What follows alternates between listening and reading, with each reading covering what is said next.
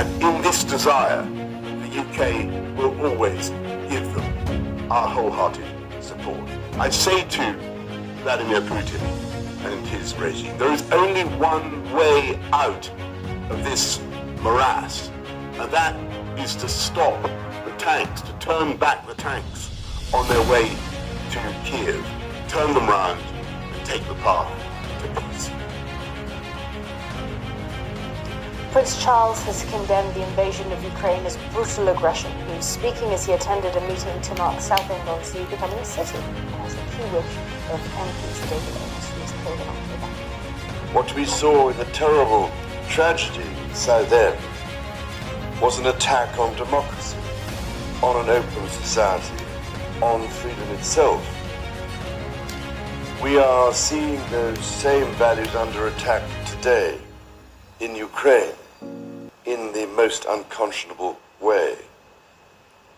In the stand we take here, we are in solidarity with all those who are resisting brutal aggression.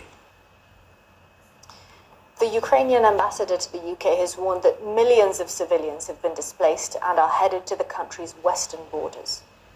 People living mostly to Poland, that's the bottleneck is there.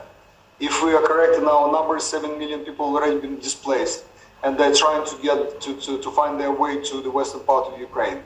This part where we are right now has been taken care by Polish, Slovak, and some other nations, but sooner or later they will run out of free hotels, houses, sport facilities, where they are now establishing the receiving points and checkpoints and everything.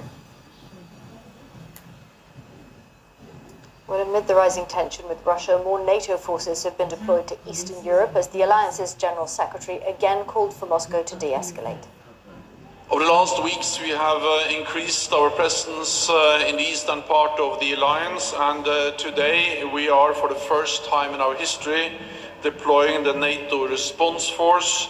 Today, French troops are arriving in Romania as the lead elements of this force. NATO is a defensive alliance. We do not seek conflict with Russia. Russia must immediately stop the war, pull out all its forces from Ukraine, and engage in good faith in diplomatic efforts. The world stands with Ukraine in calling for peace. A short while ago, we got the latest from our security and defence editor, Deborah Haynes, who is in Kiev. It would seem, we're day 6 now of this invasion by Russia, and they've yet to seize and hold any